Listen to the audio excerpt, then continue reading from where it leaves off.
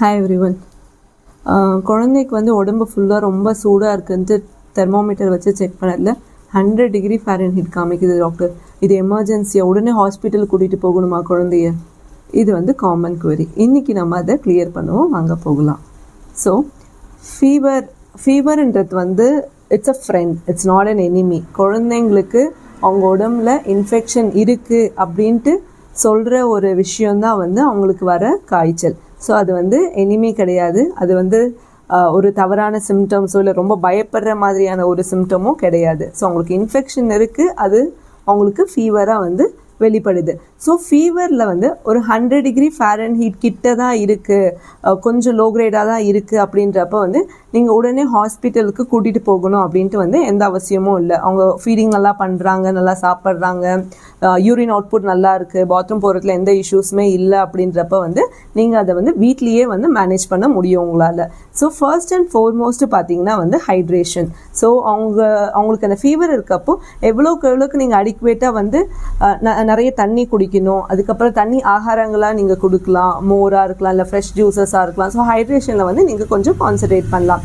Second பார்த்தீங்கன்னா வந்து யூஸ்வலாக வந்து ஒரு சில வீட்டிலலாம் வந்து குழந்தைங்களுக்கு ஃபீவர் இருந்தால் வந்து குளிப்பாட்ட மாட்டாங்க. So 2 days once 3 days once. So அது வந்து நீங்கள் அவாய்ட் பண்ணணும். ஸோ ஃபீவர் இருக்கிறப்ப தான் நீங்கள் வந்து ஒரு நாளைக்கு ஒரு டைம்ன்றது ஒரு நாளைக்கு நீங்கள் 2 டைம் வந்து குழந்தைங்களுக்கு குளிக்க வைக்கலாம். ஸோ அது ஆட்டோமேட்டிக்காக அவங்களோட பாடி டெம்பரேச்சரை வந்து கொஞ்சம் கூல் டவுன் பண்ணும்.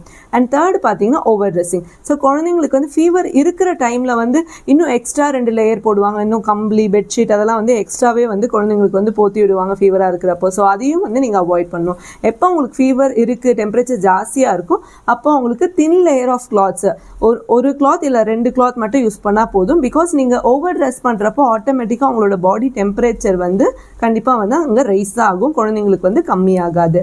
ஸோ நாலாவது நீங்கள் என்ன பண்ணலான்ட்டு பார்த்தீங்கன்னா வந்து நார்மல் வாட்டரில் ஸ்பஞ்சிங், அதாவது கோல்டு வாட்டர் கிடையாது. ஒரு சிலர் வந்து அதையுமே பண்ணுவாங்க. லைக் ஃபீவர் இருக்குது, அவங்களோட டெம்பரேச்சரை வந்து கூல் டவுன் பண்ணணும்னு என்ன பண்ணுவாங்கன்னா லைக் இந்த ஐஸ் க்யூப்ஸ்லாம் போடும். ஸோ அதை வந்து நீங்கள் வந்து கண்டிப்பாக அவாய்ட் பண்ணணும். நார்மல் வாட்டர், நார்மலாக நம்ம டேப்பில் வர தண்ணியை எடுத்து நீங்கள் துணியை வச்சு புழிச்சிட்டு குழந்தைங்களுக்கு வந்து ஒத்தி எடுக்கலாம்.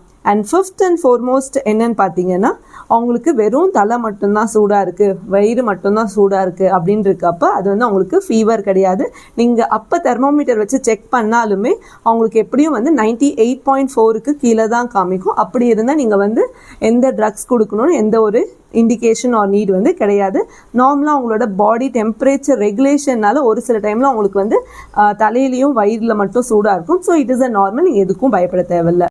ஸோ ஃபீவர் இருக்கிறப்போ நீங்கள் என்ன மாதிரி ட்ரக்ஸ் கொடுக்கலாம் அப்படின்னு பார்த்தீங்கன்னா பேராசிட்டமல் தவிர்த்து நீங்கள் வேறு எந்த ட்ரக்ஸுமே வந்து ஓவர் த கவுண்டராக வந்து நீங்கள் யூஸ் பண்ணவே கூடாது. அதுலேயே வந்து டோசேஜும் அதோட டைமிங்ஸுமே ரொம்ப இம்பார்ட்டன்ட். ஸோ ஹை கிரேடாக இருக்குது, ரொம்ப சூடாக இருக்காங்க அப்படின்றப்ப நீங்கள் வந்து ஒரு நாளைக்கு வந்து 4 times யூஸ் பண்ணலாம். 10 mg/kg வந்து நீங்கள் யூஸ் பண்ணலாம். அப்படி இல்லையா கொஞ்சம் லோ கிரேடாக தான் இருக்குது அப்படின்ற பட்சத்தில் நீங்கள் ஒரு நாளைக்கு 3 time மட்டும் கொடுத்தா போதும். ஸோ இந்த வீட்லேயே வந்து நீங்கள் ஃபீவரை மேனேஜ் பண்ணுறதுக்கு வந்து அசோசியேட்டட் வித் எந்த ஒரு சிம்டம்ஸும் இல்லாமல் இருந்துச்சுன்னா, இப்போ இதே வந்து ஃபீவர் கூட அவங்களுக்கு வந்து பர்சிஸ்டண்ட்டாக வந்து ஃபுல்லாக வாமிட் பண்ணிகிட்டே இருக்காங்க, இல்லை அவங்களுக்கு லூஸ் மோஷன்ஸ் ஆகிட்டே இருக்குது, அவங்களுக்கு ஸ்கின்ல எங்கேயாச்சும் இன்ஃபெக்ஷன்ஸ் இருக்குது, காதுலேருந்து ஏதாச்சும் டிஸ்சார்ஜ் வருது, பஸ் மாதிரி இருக்குது டாக்டர், இல்லை ஸ்கின்லலாம் வந்து பஸ்டியூல்ஸ்ன்னு சொல்லுவாங்க, ஏதாச்சும் சீழ் மாதிரி வருது, டிஸ்சார்ஜ் மாதிரி வருது அப்படின்றப்போ அதுக்கப்புறம் ரொம்ப லெத்தார்ஜிக்காக இருக்காங்க, டயர்டாக இருக்காங்க, ஃபீடிங் எடுத்துக்க மாட்டாங்க. ஸோ இந்த மாதிரி சிச்சுவேஷன்லலாம் வந்து நீங்கள் இமிடியேட்டாக வந்து பீடியாட்ரிஷியனை கன்சல்ட் பண்ணுறது தான் நல்லது. So fever is not a friend, fever is a enemy. Infection இருக்குன்ட்டு உங்களுக்கு ஒரு சிக்னல் கொடுக்குது, நீங்கள் அதை நார்மலாகவே வந்து வீட்லேயே ட்ரீட் பண்ணலாம். வித்தின் 2 to 3 daysல ஆட்டோமேட்டிக்காகவே செட்டில் ஆகிடும். ஸோ ஃபீவர் ஸ்டில் பர்சிஸ்ட், 3 நாளைக்கு அப்புறமும் கண்டினியூஸாக இருக்குன்ற பட்சத்தில் வந்து நீங்கள் உங்களோட பீடியாட்ரிஷியனை கன்சல்ட் பண்ணலாம். தேங்க்யூ.